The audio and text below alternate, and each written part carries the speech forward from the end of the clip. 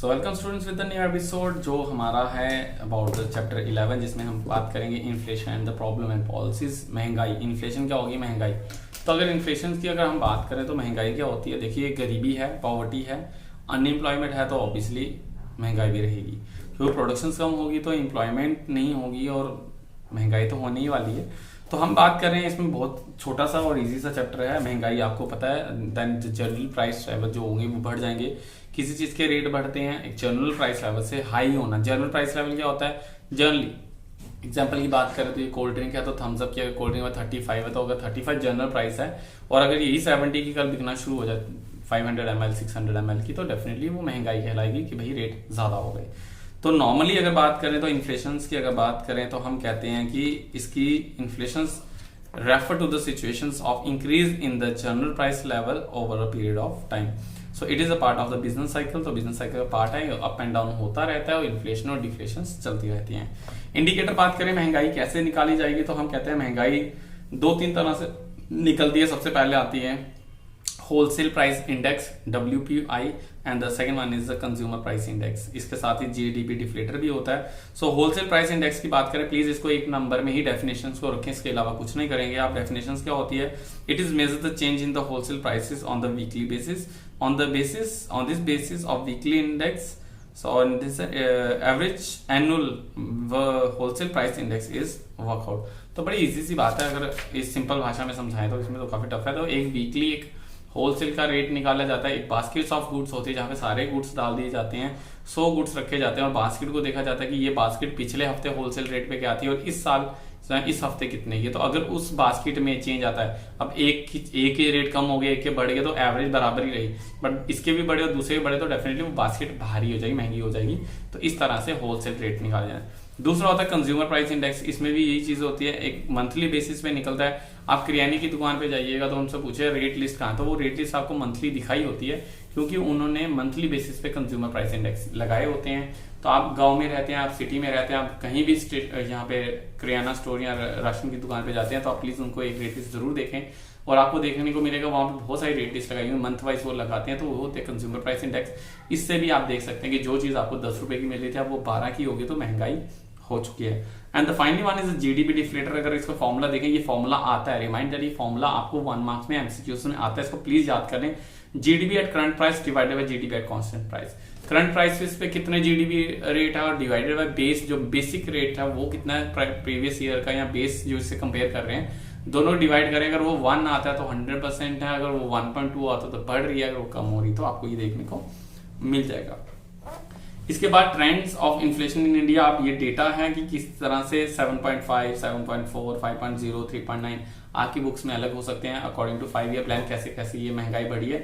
इसका सिर्फ आपने नंबरिंग देखनी है, इसमें कुछ याद नहीं करना है। आप अपने जो भी अपडेट है अपनी बुक के एडिशन के हिसाब से आप इसको देख सकते हैं। और करंटली जो होगा हमारा इन्फ्लेशन रेट, आप उसको गूगल जरूर करके जाइएगा एग्जाम में। अभी मैं गूगल पे बोलता हूँ तो ये तो होगा inflation rate in the month of October का, तो आपके एग्जाम मार्च में होंगे और अप्रैल में जाके चेक होंगे। तो मैं चाहता हूँ कि आप एटलीस्ट फेब का या मार्च का जरूर एक गूगल करके इन्फ्लेशन रेट देख के जाए। और कॉजेज ऑफ इन्फ्लेशन की बात करें, महंगाई के कारण क्या कारण होगी। जब चीजें कम हो जाएगी तो ऑटोमेटिकली उसके रेट कम बढ़ जाएंगे। मेन दो ही चीजें होती हैं, या तो उसकी डिमांड बढ़ जाती है या उसकी सप्लाई कम हो जाती है। ये याद रखिएगा, डिमांड एंड सप्लाई आपने मार्केट इक्विलिब्रियम में 11th में पढ़ा था कि किसी चीज की डिमांड बढ़ेगी तो उसके रेट बढ़ेंगे, या उस चीज की सप्लाई कम हो जाएगी तो उसके रेट बढ़ेंगे। तो नॉर्मली यही दो चीजें होती है, घुमा फिरा के यहीं पे आने वाले हैं कि डिमांड बढ़ गई, ये चीज होगी। सबसे पहले that is the causes of inflation, increase in money supply. Money का बढ़ जाना, पैसा ज्यादा आ जाना, आपके पास ज्यादा पैसा होगा, आप ये भी दे दो, वो भी दे दो, ऐसा भी दे दो, वैसा भी दे दो, डिमांड बढ़ गई। तो डिमांड बढ़ने से क्या होगा, ऑटोमेटिकली रेट भी उस चीज के बढ़ जाएंगे। सेकंड होता है डेफिसिट फाइनेंसिंग। अगर गवर्नमेंट को घाटा हो जाता है, कहीं गवर्नमेंट घाटा, डेफिसिट फाइनेंसिंग में गवर्नमेंट को घाटा हो गया, गवर्नमेंट ने एक पुल बनाया, रोड बनाई, कंस्ट्रक्शन की, अब जितना उसने टैक्स से पैसा लेना था उतना आया नहीं। अब गवर्नमेंट को अगर घाटा हो रहा तो डेफिनेटली क्या होगा, गवर्नमेंट क्या करेगी, उस पर टैक्स इंपोज करेगी, टैक्स इंपोज करने से उसके रेट बढ़ जाएंगे।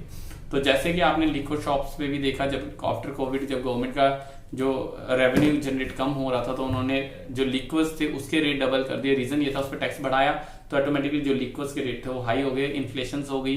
तो वैसे ही इन्फ्लेशन होती है, जब गवर्नमेंट को घाटा होता है तो गवर्नमेंट इन पे टैक्स इंपोज करती है, टैक्स इंपोज होने से उसके रेट बढ़ जाते हैं। राइजिंग पॉपुलेशन, जितनी ज्यादा पॉपुलेशन होगी उतनी ज्यादा डिमांड होगी और उतने ज्यादा डिमांड बढ़ने से उसके रेट भी बढ़ेंगे। Periodic fall in production, periodic fall मतलब प्रोडक्शन कम होना, टाइमिंग प्रोडक्शन कम हो रही है, खेतों में अब घर बन रहे हैं, खेत खत्म हो रहे हैं तो प्रोडक्शन कम हो रही है। प्रोडक्शन कम होने से यानी सप्लाई कम हो रही है, तो मैंने बताया यहाँ तो डिमांड बढ़ेगी, सप्लाई कम होगी, तो मेन कंसेप्ट ही यही है। तो अगर सप्लाई कम हो रही है तो जिस चीज की सप्लाई कम है तो उसके रेट बढ़ना तय, और मतलब रेट बढ़ना मतलब महंगाई। इंक्रीज इन वेजेस, अब लेबर चाहता है कि मुझे रेट ज्यादा मिले, अब जब लेबर का रेट बढ़ेगा तो ऑब्वियसली प्रोडक्ट का भी रेट बढ़ेगा। जो आदमी 10 रुपए में काम करता था वो 15 रुपए ले रहा, तो डेफिनेटली जो प्रोडक्ट 15 का बिक रहा था वो 20 का बिकेगा, तो इससे भी जो है महंगाई होगी। देन एडमिनिस्ट्रेटिव प्राइसेस, बहुत सारे ऐसे प्राइसेस होते हैं एडमिनिस्ट्रेटिव प्राइसेस रहते हैं। एडमिनिस्ट्रेटिव प्राइसेस की अगर बात करें तो एडमिनिस्ट्रेटिव प्राइसेस में क्या रहता है कि हमें जो भी चार्जेस रहते हैं, जैसे आप आरटीओ में अब आरसी की बात करें, गाड़ी आप परचेज करते हैं तो पहले तो 5,000 की आरसी बनती थी, अब उसका 10% कर दिया कि अगर 2 लाख की गाड़ी लेंगे तो आपको 10% उसका देना पड़ेगा। अगर आप 2 लाख के बजाय 20 लाख की गाड़ी लेते हैं तो उसका उतना ज्यादा, जितना ज्यादा महंगी है आप एडमिनिस्ट्रेटिव प्राइसेस रखें उतनी ही महंगाई होती जाएगी। और एडमिनिस्ट्रेटिव प्राइसेस इसलिए बढ़ाते हैं ताकि गवर्नमेंट जो है अपना रेवेन्यू जनरेट कर पाए। इन्फ्लेशन अक्रॉस द बॉर्डर, देखो हमारे दूसरी कंट्री से यहाँ पे सामान आता है, मान के चलते हैं क्रूड ऑयल अगर हमें यूएई से आता है या अमेरिका से आता है, तो अगर वहां की मार्केट में क्रूड ऑयल का रेट बढ़ेगा तो यहाँ पे भी महंगा मिलेगा, और जब क्रूड ऑयल महंगा मिलेगा तो ऑटोमेटिकली पेट्रोल के रेट भी बढ़ेंगे। तो दूसरी कंट्री में महंगाई होने का असर हमारी कंट्री में होता है, क्योंकि वो प्रोडक्ट हमारी कंट्री में आ रहा है और वो यहाँ पे महंगा बिकेगा।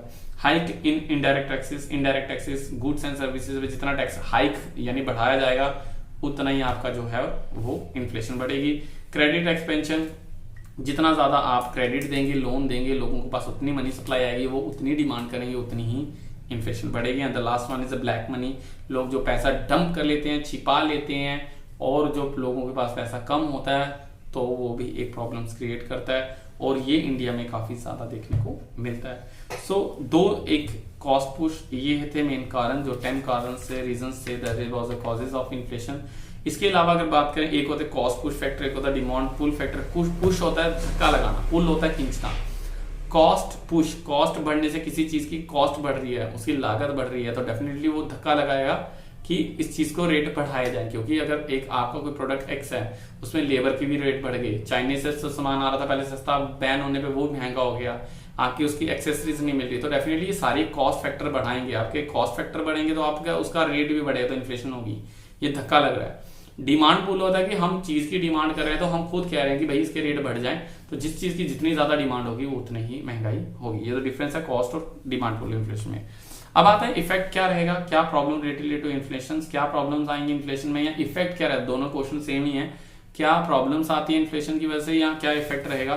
सबसे पहला तो रहता है that is the hinder the process of growth, growth नहीं बढ़ेगी, लोग उतनी चीजें नहीं खरीदेंगे, महंगाई होगी, तो जो ग्रोथ रेट है वो हमारा कम हो जाएगा। सेकंड बात करें that is increase in the cost of project, चीजों की प्रोजेक्ट की कीमत बढ़ जाएगी। आपने सोचा था घर बनाना है तो एक रूम बनाने में 10 लाख था, बट अगर लेट इट बी सीमेंट महंगा हो गया, ब्रिक्स महंगी हो गई, हर चीज महंगी हो गई, लेबर कॉस्ट महंगी होगी, तो आपका 10 लाख का प्रोजेक्ट बढ़ जाएगा 11 या 12 लाख में। तीसरा होगा बैलेंस ऑफ पेमेंट पे फर्क पड़ेगा, क्योंकि अगर हमारी बाहर की कंट्री से अगर कोई मटेरियल आता है, कोई चीज हम बाहर से परचेज करते हैं और बाहर से अगर रेट ज्यादा हो जाएगा तो हमें उनको ज्यादा पे करना पड़ेगा। जो हमारा क्रूड ऑयल 10,000 में आ रहा था, अब वहां पे रेट बढ़ने से हम 12,000 में उतना ही क्रूड ऑयल आ रहे हैं, तो 2,000 हमारा ज्यादा जा रहा है। तो बैलेंस ऑफ पेमेंट का आप चैप्टर प्लीज इसको रीड आउट कर लें, पढ़ लें, मैक्रो इकोनॉमिक्स में है हमारे। तो बैलेंस ऑफ पेमेंट पूरा एक्सप्लेन किया तो आपको ये समझ आ जाएगा कि जब हम इंपोर्ट करेंगे तो इंपोर्ट से हमारे रेट ज्यादा होंगे, उससे हमें प्रॉब्लम्स रहेंगी। Then after wage price spiral, wage और प्राइस में काफी ज्यादा चेंजेस देखने को मिल जाएंगी। जब ये चीजें बढ़ेंगी, प्राइस लेवल बढ़ेगा, रियल इनकम बढ़ेगी, तो वेजेस भी बढ़ेंगे। अगर आप देखेंगे किसी चीज के रेट बढ़ रहे हैं तो उसको बनाने वाले कहेंगे आप इतनी महंगी चीज बेच रहे हो तो आप इसका रेट हमें भी दें, तो इन दोनों में वेज प्राइस पैरल्स आएंगे। इनइक्वालिटी, अमीरों और गरीबों में इनइक्वालिटी हो जाएगी। अगर चीजें महंगी होगी, गरीब अपनी बेसिक रिक्वायरमेंट पूरी कर पाएगा तो प्रॉब्लम रहेगी कि इसमें सोसाइटी में इनइक्वालिटी आएगी। इकोनॉमिक स्टेग्नेशन हमने पढ़ाया है, रुका हुआ हमारी इकोनॉमी जो है वो रुक सी जाएगी। रुकने का रीजन मैंने आपको बता दिया, रुकने का रीजन है जब चीजें महंगी हो जाएंगी तो ऑटोमेटिकली उसमें एक दिक्कत तो आ जाएगी कि लोग अब उस चीज को परचेज कम करना शुरू कर देंगे। इकोनॉमी की जो ग्रोथ थी वो धीरे धीरे कम होगी और एक आने पे रुक जाएगी। The impact on FDI, foreign direct investment, अगर यहाँ पे चीजें महंगी है तो बाहर की कंट्री हमारे यहाँ पे आके इन्वेस्ट नहीं करेगी। वो अगर लेटेड ऑस्ट्रेलिया में जा रही है और वहां पे उसके सस्ती चीजें मिल रही हैं तो वहां पे इंडस्ट्री लगाई, यहाँ क्यों आएगी महंगी चीजों पे। तो अगर इन्फ्लेशन होगी तो बाहर की कंट्रीज यहाँ पे आके इन्वेस्टमेंट करना बंद करेगी, फॉरेन डायरेक्ट इन्वेस्टमेंट जो थी वो कम हो जाएगी कंट्री में, और जिससे एम्प्लॉयमेंट बहुत सारी चीजें देखने असर मिलेगा। द स्पेकुलेशन एंड होर्डिंग, तो लोग क्या करेंगे, जमाखोरी करना शुरू कर देंगे। जैसे आपने ऑनियन को देखा होगा, अगर ऑनियन के रेट बढ़ने शुरू होते हैं रेनफॉल सीजन में, क्योंकि बारिश में वो खराब हो जाते हैं, फसल खराब हो जाती है, सड़ जाते हैं, गल जाते हैं, तो इन दैट केस क्या होता है कि वो क्या करते हैं, होर्डिंग करना उसका शुरू कर देते हैं। अब बात करेंगे गवर्नमेंट किस तरह से इस महंगाई को रोकती है। देखो गवर्नमेंट के पास दो टूल्स होते हैं, दो टूल्स वैसे तीन कह सकते हैं। एक प्राइस पॉलिसी होती है, एक मॉनेटरी पॉलिसी होती है, एक फिजिकल पॉलिसी होती है। प्राइस पॉलिसी होती है कि कुछ चीजों पे वो बिल्कुल कंट्रोल कर देगी, इसके रेट इससे ज्यादा नहीं जाएंगे बेसिक रिक्वायरमेंट्स पे। जैसे राशन के डिपो की दुकान बात करें, आटा जितना मर्जी महंगा हो जाए, कुछ भी महंगा हो जाए, बट गवर्नमेंट जो स्टोर्स हैं उन पे वो रेट मिनिमम ही रहते हैं, ताकि बेसिक जो है प्राइस जो है आपको वो मिले। मॉनेटरी पॉलिसी होती है कि अगर गवर्नमेंट को लगता है महंगाई है तो पहले तो वो अपने से बेचेगी, अगर नहीं बिक रहा है या नहीं वो पूरा हो रहा है, जैसे कि आप राशन लाते हैं डिपो से, तो आपको पता है वो पूरा महीने का खर्चा नहीं चला पाते, वो पूरा कर नहीं पाते, बहुत सारी चीजों के लिए हमें रिलाई करना पड़ता है दूसरी चीजों पे, दूध हो गया, ब्रेड हो गई, जैम हो गई, बहुत सारी चीजें ऐसी हैं जो हम बाहर से लाते हैं, जो हमें गवर्नमेंट प्रोविजन सोर्स से नहीं मिलती। तो इस काम में आरबीआई को आगे किया जाता है और वो पॉलिसी बनाती है मॉनेटरी पॉलिसी। इसके लिए आप बैंकिंग चैप्टर मैक्रो इकोनॉमिक्स का समझे, जहां पे हमने क्वालिटेटिव और क्वांटिटेटिव मेजर्स की बात की थी। क्वालिटेटिव और क्वांटिटेटिव मेजर्स जो थे कि किस तरह से मनी सप्लाई को कम या ज्यादा, मनी सप्लाई यानी पैसा कम किया जाएगा, जब महंगाई ज्यादा होगी तो लोगों से पैसा छीन लिया जाएगा ताकि वो डिमांड ना कर पाए, और डिमांड कम होने से उस चीज के रेट कम हो पाए और बेसिक लोगों को वो चीजें मिल पाए। अगर आरबीआई भी इन दोनों इंस्ट्रूमेंट्स को यूज करने में फेल हो जाती है और महंगाई नहीं काम आती, तो फिर इसके बाद गवर्नमेंट एक अपनी पॉलिसी लाती है जिसको हम फिस्कल पॉलिसी कहते हैं। और फिस्कल पॉलिसी में गवर्नमेंट अपने टैक्स को बढ़ा देती है या अपनी सब्सिडीज दे देती है। यानी टैक्स को बढ़ाने से वो चीज इतनी महंगी हो जाएगी कि आप वो ले नहीं पाएंगे और उसकी ऑटोमेटिकली डिमांड कम हो जाएगी, या वो बेसिक रिक्वायरमेंट में है तो उसकी सब्सिडी दे दी जाएगी ताकि वो उसका ऑटोमेटिकली रेट कम आ जाए और आप उसको बेसिक रिक्वायरमेंट में डाल पाए। ये तीन जो हैं गवर्नमेंट जो पॉलिसीज जो हैं टू चेक ऑन इन्फ्लेशन बनाती हैं। Price policy refer to the policies of directing and regulating and controlling the price of goods and services in the economy including the two basic instruments। दो तरीके हैं जिससे वो directly control करती है prices को। सबसे पहले price control of essential goods की, बेसिक चीजों की वो कंट्रोल करती है। Second is the procurement price and the support policy. तो MSP minimum support price policies आपको दी जाती है कि आप गवर्नमेंट कुछ चीजों के लिए मिनिमम प्राइस दे दी जाता है और वो आपको उस रेट पे वो आपको प्रोडक्ट देते हैं। बट इसकी पॉलिसी के अलावा हम बात करें तो मॉनेटरी पॉलिसी सबसे ज्यादा इंपॉर्टेंट रहती है जो कि आरबीआई होती है। So monetary policy refer to that policy in which the government control the supply of money and the rate of interest in economy. दो इंस्ट्रूमेंट्स है, रेट ऑफ इंटरेस्ट को बढ़ा के कम करके और हमारी मनी सप्लाई को कम किया जाता है।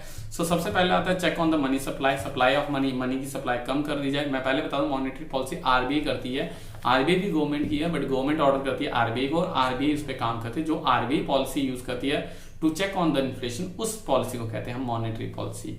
तो पहली आती है सप्लाई ऑफ मनी, तो मनी की सप्लाई कम करना। Increase in the rate of interest, rate of interest बढ़ा देंगे तो डेफिनेटली लोग सेव ज्यादा करेंगे, अरे इंटरेस्ट रेट ज्यादा है तो सेविंग ज्यादा करते हैं, और लोन बोरो कम करेंगे तो जिससे मार्केट से पैसा गायब हो जाएगा, डिमांड नहीं रहेगी। Then decrease in the supply of credit, loan जो है वो कम दिए जाएंगे। इन तीन चीजों को लगा के वो क्या करती है, अपना जो है इन्फ्लेशन रेट कम करती है। अगर आरबीआई भी फेल हो जाता है तो इसके अलावा उसके पास ऑप्शंस आता है फिजिकल पॉलिसी का, जहां पे गवर्नमेंट क्या करती है, physical policy is the revenue and expenditure policy of the government. तो आप प्लीज गवर्नमेंट बजट को देख लें, उसमें पूरा बताया गया है कि टैक्स क्या होता है और सब्सिडीज क्या होती हैं, सारी चीजें उसमें डिटेल में। फिजिकल पॉलिसीज में क्या होता है, गवर्नमेंट दो चीजें पे होती है, पैसा कहाँ लगा रहा है और पैसा कहाँ से आ रहा है और कहाँ जा रहा है। तो गवर्नमेंट क्या करती है कि टैक्स लगा देती है ज्यादा चीजों पे और एक्सपेंडिचर जो है अपने खर्चे कम कर देती हैं। तो कैसे करती है, a check on the public expenditure, government के जो प्रोजेक्ट्स थे, डैम, बिल्डिंग, रोड, ये सब कम कर देगी, क्योंकि अगर एक्सपेंडिचर कम होगा तो लोगों की जो उससे प्रोजेक्ट पे काम करने वाले लोगों की इनकम कम होगी तो ऑटोमेटिकली वो आगे फर्दर डिमांड कम करेंगे और इससे वो कंट्रोल कर पाएंगे प्राइसेस को। पब्लिक डेट, गवर्नमेंट का जो उधार है उसको बढ़ा दिया जाएगा, उसको जो है उधार जो है ज्यादा बोरो किया जाएगा ताकि उसके फिलिंग की जा सके, या दूसरे जिन चीजों पे प्रोडक्ट के रेट ज्यादा है उन पे वो उधार देना बंद कर देगी ताकि वो प्रोडक्ट ना बने और ऐसा हो, या फिर कोई बहुत रेट हाई है तो उसको उधार देके भी वो उसकी प्रोडक्शन बढ़ा के उसके रेट को स्टेबल कर सकती है। Increase in the taxes, rate को बढ़ने से ऑब्वियसली उन टैक्स बढ़ने से रेट बढ़ेंगे और रेट बढ़ने से डिमांड कम होगी, डिमांड कम हो जाएगी तो ऑटोमेटिकली उसके प्राइसेस कम आ जाएंगे, जैसे कि लिक्विड केसेस में हुआ। Then the surplus budget policy, अगर गवर्नमेंट का सरप्लस बजट है, बजट ज्यादा है, सरप्लस में है, तो वहां से पैसा निकाल के सब्सिडीज दी जा सकती है ताकि जो एसेंशियल चीजें हैं वो पूरी की जा सके और उनके रेट कम हो।